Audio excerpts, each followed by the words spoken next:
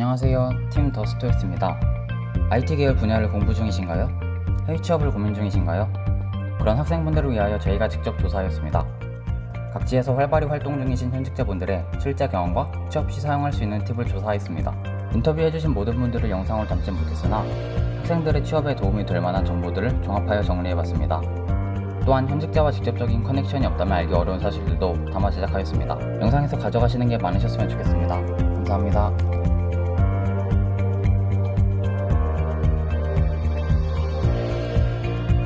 네, 지금은 트위터에서 일을 하고 있고요. 저는 구글에서 UX 디자이너로 일을 하고 있고요. 호랑이라는 회사에서 근무를 하고 있고요. 오로라라는 회사에서 일을 하고 있고요. 사이트 릴라이빌리티 엔지니어링이라고 사이버 시큐리티 컨설턴트라고 해가지고 소프트웨어를 개발하는 엔지니어로 일하고 있습니다. UX 디자인을 담당하고 있습니다. 클라이언트들이 이제 제공받고 있는 그 서비스가 지속적으로 어떤 상황에서도 장애를 일으키지 않고 돌아갈 수 있도록 만들어주는 게 주된 목적이에요. 이제 웹, 모바일, 네트워크 취약점 분석 및 실제 운영 체제까지 접근을 하여 공격을 수행하는 레드팀 활동이라는 것을 하고 있습니다. 구글에서도 그 도메인 레지스트라로 이런 인터넷 주소를 2014년부터 이제 판매를 하고 있거든요. 프로덕트 사용자 경험, 새로운 피처 기획하고 도메인이라는 팀에서 일을 하고 있어요. 내일 지구가 멸망을 해도 내 서비스는 돌아가야 된다라는 목표를 가지고 머신러닝 모델을 만들었을 때 그거를 차에다 배포시키기 전에 돌릴 수 있는 가상 환경을 구축하고 설계하는 일을 하고 있습니다. 서류를 통과를 하게 되면 리크루터한테 먼저 전화가 오고 리크루터가 어떤 포지션인지에 대해서 설명을 해줘요. 이거는 뭐 거의 그냥 통과를 하신다고 보면 될 것 같고, 영어를 막 의사소통이 안 될 정도다 이 정도가 아니라면 그거는 그냥 통과를 하신다고 보면 돼요. 5가지로 나뉘거든요. 문제 해결 능력, 포지션에 대한 이해도, 프로젝트 진행 능력, 창의력, 테크니컬한 실력이 어느 정도 되는지, 구글 컬처에 얼마나 이제 부합한지, 리더십이 있는지. 저 같은 경우는 이제 회사 면접을 보러 갔을 때 그 당시에 지사장님께서 이제 악성 코드에 대해서 얼마나 많이 아냐라고 말씀을 하셔서 30분 정도 그분과 악성 코드에 대한 이야기를 나눈 후 복잡한 문제를 어떻게 해결하고 분석하는지 전략적인 사고 과정과 해결 방법을 이렇게 보통 화이트보드 챌린지를 이렇게 테스트를 하고 많은 제약 조건 안내에 어떻게 문제를 좀 해결해 나가는지의 과정을 이렇게 살펴보고요. 창의력적인 부분에서는 미래 시장에 UX를 적용하는 방법을 잘 설명할 수 있는 능력이 있는지, 프로덕트를 설계할 수 있는 창의력이 있는지를 보고요.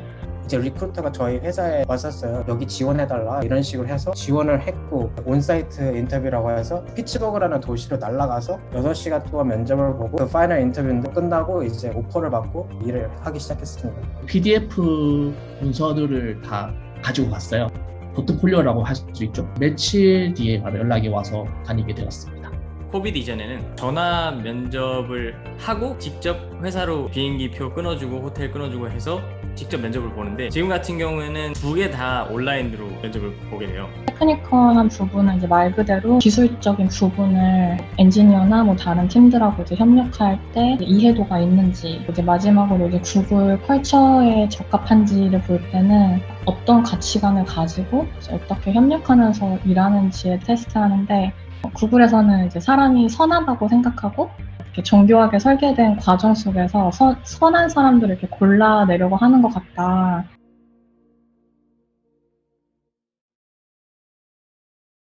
한국보다는 굉장히 분위기가 자유로워요. 미국 전역에 있어서 회사들마다 조금 다르긴 하겠지만 95% 100% 만족을 하는 것 같아요. 저희가 코로나 때문에 1년도 넘게 이제 재택근무를 하고 있지만은 회사를 출퇴근할 때 가장 좋았던 점은 회사에서 이렇게 제공해주는 베네핏들이었던 것 같아요. 그래서 무료로 이렇게 제공해주는 아침, 점심, 저녁, 커피, 간식 불편함 없이 일할 수 있게 제공해주는 시스템들이 이렇게 정말 잘 돼 있었거든요. 그래서 헬스장, 마사지 받을 수 있는 곳, 미용실, 세차장, 게임방, 낮잠 잘 수 있는 수면실도 있고 악기 연주할 수 있는 방 같은 것도 있고. 일본 아마존 같은 회사에서 일을 해봤는데 탑다운 문화예요. 밑에서 일을 다 하면 위에서 승인이 나야 돼 또 위로 올라가고, 그런 문화에서 일을 하다 보니까 답답한 거예요. 나는 일을 다 했는데 계속 기다리고 있어야 되는, 그게 빨리 일이 돌아가지도 않고 그 소프트웨어 이터레이션이 좀 느리다 생각이 들었거든요.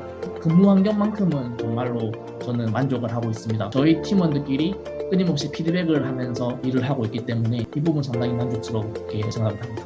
이제 그런 걸 이렇게 다 누릴 수 있는 자유나 이제 특권 뒤에 또 그만큼 책임감하고 사명감은 이제 따라오기 때문에 미국에서 일해보니까 훨씬 더 빠르다고 생각했어요. 애자일 문화도 있고 페일을 해도 빨리 페일하는 게 낫다는 그런 생각이 좀 더 강하게 들었던 것 같아요. 주위 취업한 친구들한테 들었을 때는 휴식 자리에서 보통 일 얘기를 한다고 하는데 외국은 전혀 일 얘기를 안 합니다.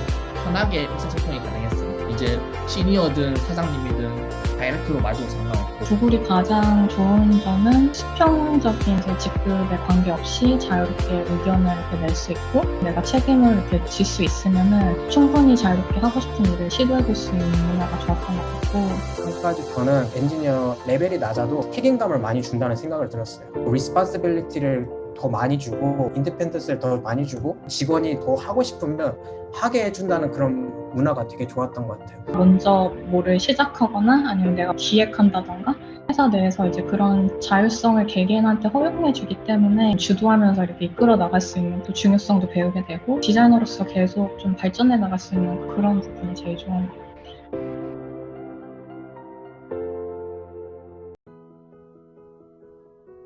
특히나 코로나 이후에는 크게 그렇게 불편한 점은 없는 것 같아요. 저희 팀이 한 장소에 모이려면 전부 다 비행기 타고 본사로 모이든지 해야 돼요. 어차피 미국 전역에 퍼져 있기 때문에 내가 회사를 가든 안 가든 내가 내 할 일만 하면 상관없게끔 이미 구조가 그렇게 돼 있어요.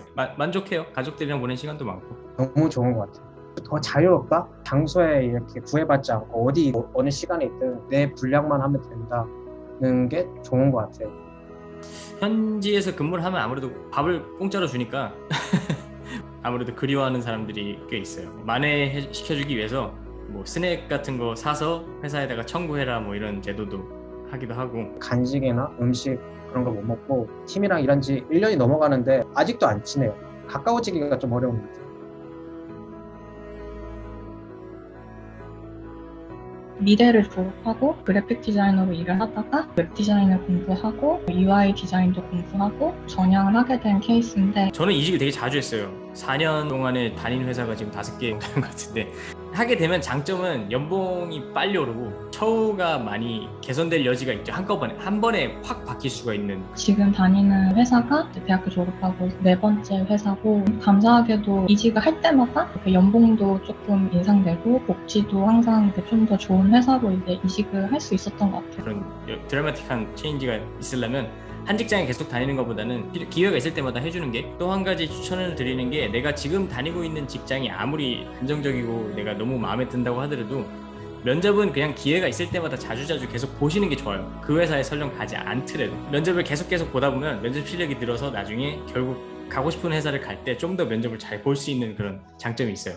면접도 연습이니까. 좋은 회사이지만 회사 안에서 다른 회사로 이직하시는 분들도 많이 계시고 뭐 이직이 아니더라도 팀을 이렇게 옮기고 싶어 하시는 분들도 이제 많은 것 같아요. 꼭 나한테 잘 맞는 팀을 찾는 거는 내 커리어 목표 단순히 연봉이나 복지 상승이 될 수도 있고 회사의 성장 가능성이나 직무의 적합성, 이제 변화가 필요한 시점이다라고 생각이 들 때 내가 떨어지면 그 회사는 그냥 나랑 안 맞는 회사예요. 능력이 없어서 떨어질 수도 있겠지만 뭐 내가 충분히 많이 준비를 하고 했다면 내가 회사에서 떨어졌다라고 표현을 하기보다는 이 회사는 나랑 안 맞았다. 또 IT라는 분야가 빠르게 이렇게 변화하는 분야이기 때문에 나한테 맞는 회사를 찾아보겠다라는 마음으로 면접을 보는 게 좋은 것 같아요.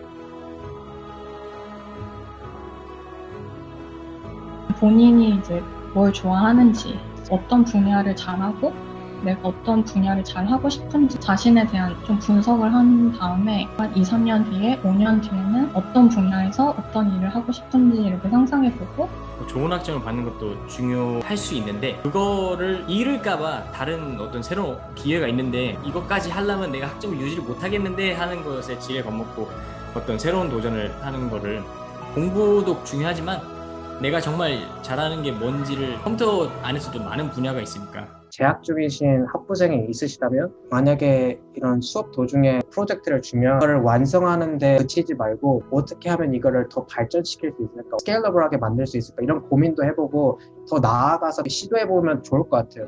인터뷰하는 사람들은 얘 좀 다르다고 생각이 분명히 들거든요. 목표가 있으면 이제 그 길을 갈 수가 있으니까 목표를 세우고 뭐 하나라도 작은 거라도 이렇게 해보는 거를 좀 추천을 드리는 편이에요.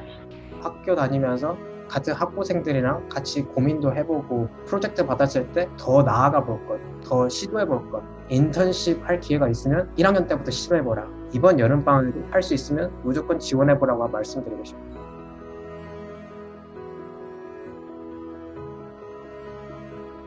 머신러닝이라든지 데이터 사이언티스트 이쪽은 석사를 나와야 취업을 시켜주는 경향이 있는 것 같더라고요. 진짜 연구하고 싶고 연구가 좋아서 석사 박사까지 가시는 거는 좋은데, 하지만 그냥 내가 소프트웨어 엔지니어가 되기 위해서 취업을 잘하기 위해서 석사 박사를 따는 거는 학사나 석사나 비슷비슷하다, 실력 차이가 없다, 가방끈이 길 뿐이다, 이 정도인 것 같습니다.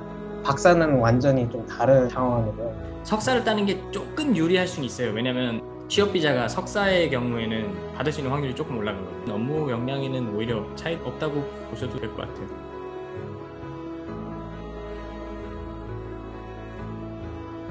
저희가 쌓는 코드들이 다 알고리즘이고 그 알고리즘이 저희의 머릿속에서 나오는 거지 않습니까? 이 말의 의미는 언어는 상관없다입니다. 왜냐하면 한국어를 말하든 영어로 말하든 일본어로 말하든 소통만 되면 되기 때문에, 그렇기 때문에 저는 언어 선택시 하는 조언은 항상 언어에 너무 좌지우지하지 말고 너의 생각을 많이 길러라 라고 말을 해주고 있습니다. 기술이나 지식은 졸업하실 때쯤 되면 또 바뀔 거예요. 미리 쌓아놓으시는 것보다 필요한 지식을 빠르게 뽑아낼 수 있느냐, 그런 역량을 기르는 게 더 중요한 것 같아요.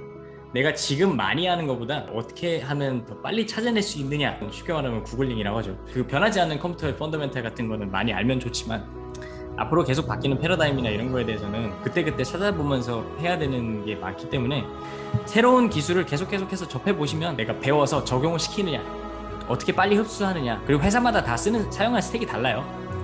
어떤 회사는 이제 같은 프레임워크를 쓴다 그래도 이 회사는 저렇게 쓰고 저 회사는 저렇게 쓰고 하니까 그때그때 찾아내서 빠르게 적응할 수 있는 능력이 더 중요해요. 어느 언어는 상관없어요. 많이 쓰인다고 해서 파이썬을 굳이 고를 필요도 없고, 내가 C++이 마음에 들면 해도 돼요. C++을 골랐으면 한 언어에 꽂혔다 하면 좀 깊게 파는 게 좀 중요한 것 같아요.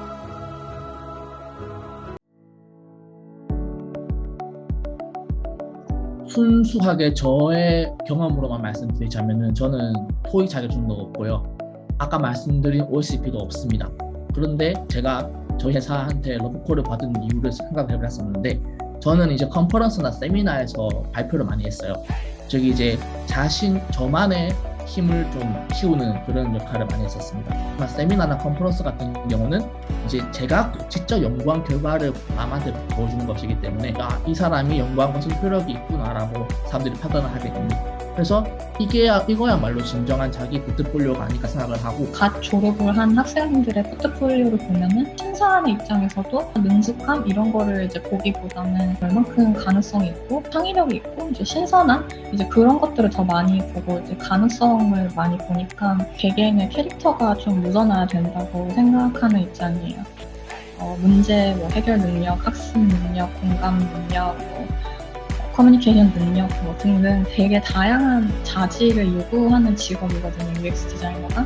일 잘한다 생각되는 사람들 보면 굉장히 추상적인 문제가 있을 때 그거를 구체화된 문제로 바꾸고 빨리 이해를 하고 솔루션을 도달하는 게 굉장히 빨라요. 커뮤니케이션 스킬, 내가 알고 있는 거를, 내가 구현한 거를 잘 설명해서 상대방이 얼른 캐치하고 이해할 수 있는 그런 커뮤니케이션 스킬이 정말 중요하다고 생각이 들어요. 비자 그리고 커뮤니케이션 스킬, 코딩은 연습하면 되니까. 나를 제일 돋보이게 해줄 수 있는 프로젝트가 뭔지, 어떠한 이제 스토리텔링을 다른 사람한테 하고 싶은지 를 보여주는 게 되게 중요하다고 생각하거든요. 진부한 시중에 이렇게 많이 나와 있는 그런 케이스 스터디 막 이런 게 아니라 신선하고 재밌고 개인적으로 뭐 관심 있는 사회적 이슈 연관된 그런 프로젝트라던가 성격을 조금 이렇게 보여줄 수 있는 프로젝트들한테 이제 더 눈길이 가고 가거든요. 그래서 그런 거를 좀 잘 나타낼 수 있는 프로젝트를 학생 때 최대한 많이 해보시는 게 되게 좋을 것 같다는 생각이 들었어요. 그래서 그리고 그런 거를 이제 잘 설명할 수 있으면 이게 좋은 포트폴리오지 않을까 싶어요.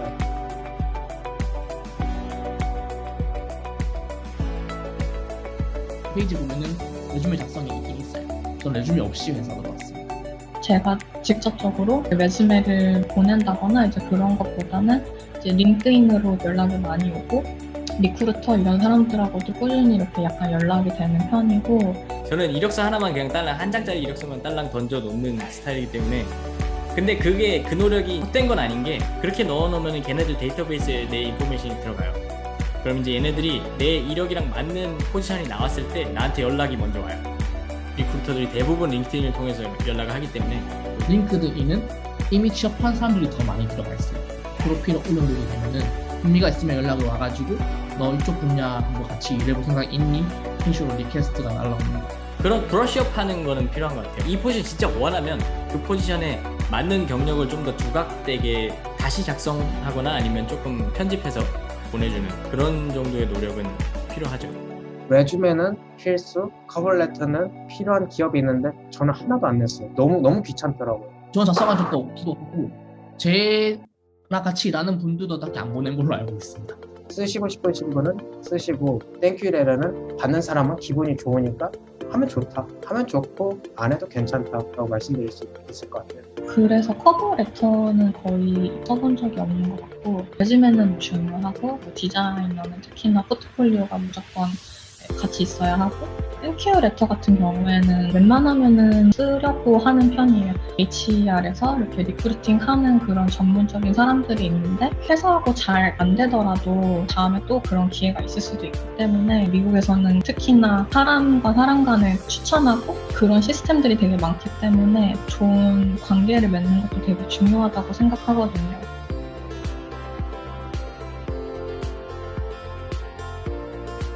본인한테 이 길이 맞는지를 한번 충분히 고민을 해보셨으면 좋겠어요. 본인이 잘하는 게 뭔지를 찾는 게 저는 중요하다고 생각해요. 미국이나 이제 해외 취업이 되게 좋은 점 중에 하나가 도전하는 사람들한테 기회가 많이 돌아가는 것 같다는 생각이 많이 들어요. 영어를 두려워하지 않는다면 좋은 기회가 올 것이다. 자신감이 제일 중요하고 기죽지 않아야 한다고 생각을 합니다. 제가 좋아하는 분의 이제 뭐 얘기 중에 하나가 내가 하고 싶은 게 있으면은 그냥 일단 다 트라이하고 안 되면 할 수 없고 근데 내가 아무것도 트라이하지 않으면 아무 일도 일어나지 않으니까 이제 그 시도해 보는 게 정말 좋은 마인드셋이라고 생각하거든요. 많이 노력하시면 꼭 좋은 결과가 있지 않을까 생각해요. 문제풀이 열심히 하면 쉽게는 다들 잘 하시는 것 같아요. 응원하겠습니다. 어쩌다 보니까 또 어도비라는 회사에서 연락이 왔어요. 어쩌다 보니까 마이크로소프트에서도 이제 어도비 관련된 일을 하게 됐는데 그리고 지금은 이제 트위터에 아유 길다 인식을 너무 많이 했어. 맞다. 저 그 깜빡하고 기록을 못했어요. 아, 지혁 씨! 미안해요.